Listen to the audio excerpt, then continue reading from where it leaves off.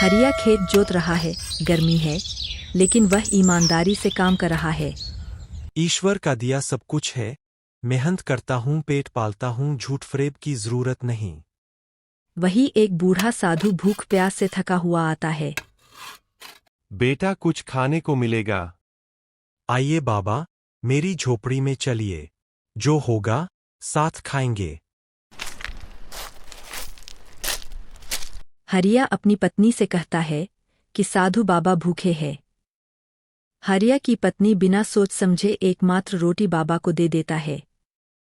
हमारे पास तो बस यही था। जो दूसरों के काम ना आए वो खाना किस काम का। साधु मुस्कुराते हैं और जाते जाते एक चमत्कारी बीज देते हैं।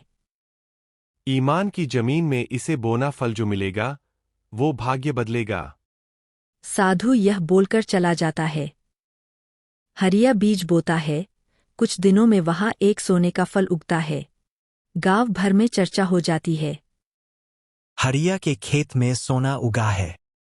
मुझे लगता है कि शायद कोई तंत्र मंत्र है।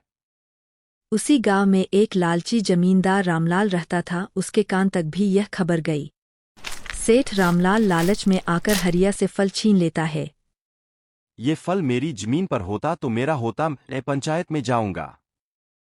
गांव के मुखिया के सामने हरिया सेठ और ग्रामीण इकट्ठा होते हैं।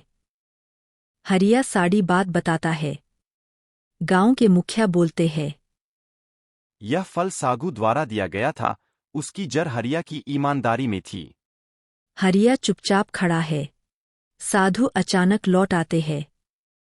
जिसे ईमानदारी की मिट्टी मिली हो, चमत्कार वही होता है। लालच में फल उगता नहीं, सूख जाता है। सेठ का चेहरा लज्जा से झुक जाता है। हरिया को सोने का फल वापस मिलता है और सेठ माफी मांगता है। मैं फल से खुश नहीं हूँ बाबा, आपकी कृपा और ईमानदारी से मिली शांति ही असली धन है। सेठ, ईमान की जड़ें जहाँ गहरी होती है, वहाँ चमत्कार अपने आप होते हैं। ऐसी दिलचस्प वीडियो देखने के लिए हमारे चैनल को जरूर सब्सक्राइब करें।